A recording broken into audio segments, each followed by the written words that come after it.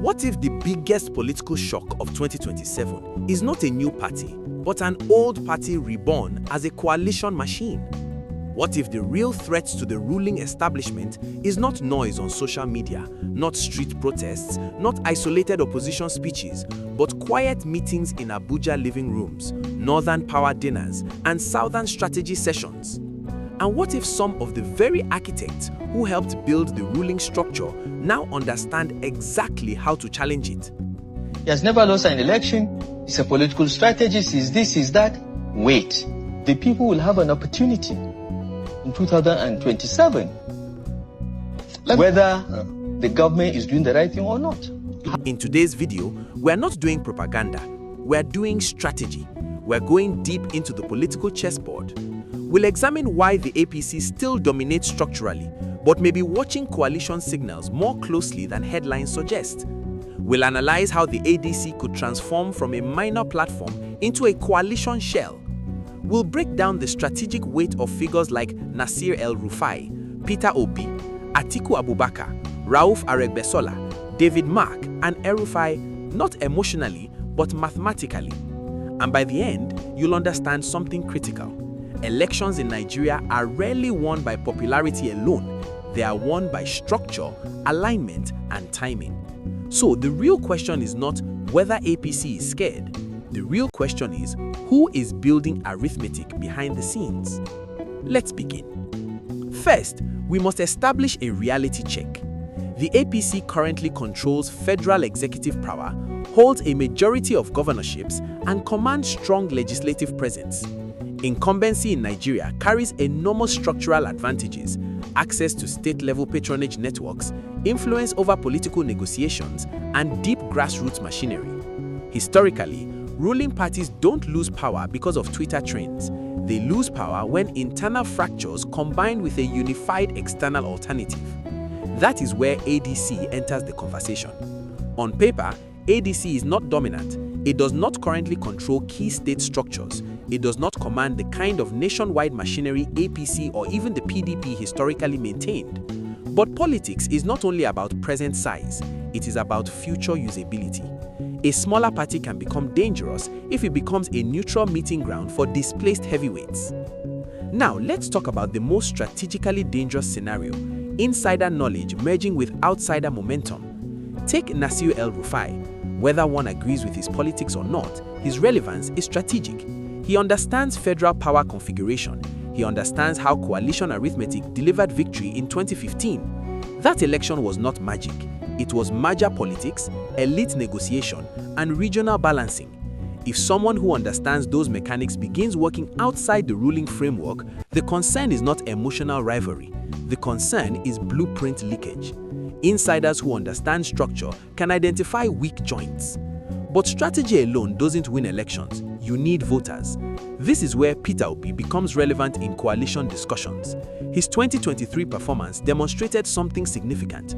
Youth mobilization can disrupt traditional voting calculations. Those who are planning to rig election in Nigeria come 2027, we will resist it by every means lawful and legitimate.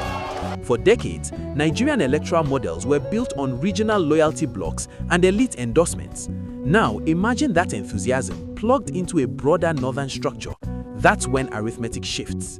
Then there's Atiku Abubakar, experienced, persistent, networked. He represents something powerful in Nigerian politics: continuity of northern elite access. Even critics admit he commands funding channels and long-standing political relationships. Alone, he has contested multiple times, but in a consolidated coalition, his network becomes scaffolding. I swear to God Almighty that there is today no party that can salvage this country other than ADC. Yes. Now, consider Rauf Aregbesola. Once deeply aligned with the Southwest political establishment, his estrangement signals more than personal disagreement. Southwest politics is structurally sensitive terrain. Any fragmentation there creates ripple effects. If someone with ward-level mobilization experience in that region aligns with an alternative platform, it weakens the assumption of total regional dominance.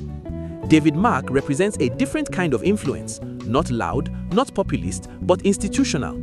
A former Senate president carries elite credibility. North Central Nigeria often acts as a balancing zone in presidential arithmetic. When respected establishment figures signal openness to coalition conversations, elite fence-sitters begin recalculating. Now pause and look at the architecture forming. Northern political structure, Southern youth energy, Southwest grassroots networks, North Central elite legitimacy, insider strategic knowledge. Individually, these elements are insufficient. Together, they become competitive. But here's the key. None of this currently exists as a finalized merger. Opposition forces remain fragmented, personal ambitions remain unresolved. Nigerian coalition politics is notoriously complex because presidential tickets trigger ego battles. Who leads? Who deputizes? Which region takes priority? Meanwhile, APC's greatest threat may not even be ADC. It could be internal dissatisfaction. Economic hardship often translates into voter volatility. If economic hardship intensifies and internal party disagreements grow, then external coalitions gain oxygen. However, we must remain analytical. Incumbency is powerful. Federal control shapes negotiation outcomes. Many politicians ultimately prioritize proximity to power over opposition uncertainty. Coalition talks often collapse under ambition weight. So, is APC scared? Not in panic mode, but attentive, absolutely. Ruling parties do not fear small parties. They monitor convergence potential. The moment opposition actors demonstrate seriousness, early ticket clarity, structured merger agreements, and coordinated messaging, the equation changes. And here is the real battlefield: time. If a coalition waits too long, momentum fades. If it moves too early without structure, it fractures. Nigerian electoral cycles reward disciplined preparation. The 2015 merger succeeded because it formalized early enough to build unified identity before election season peak. For ADC to transform from a minor platform to coalition powerhouse, it must solve three problems: leadership clarity, regional balance, and resource pooling. Without those, it remains peripheral. With them, it becomes strategically consequential. The deeper truth about Nigerian politics is this: personalities attract headlines, but structures win elections. Social media creates perception waves, but ward-level agents count votes. Elite endorsements influence donors, but regional alliances secure margins. So, as 2027 approaches, the most important question is not who is trending, it is who is aligning. Are northern blocks consolidating? Are southern-west fractures widening? Are youth voters sustaining enthusiasm? Are insiders defecting quietly? Politics is chess, not checkers.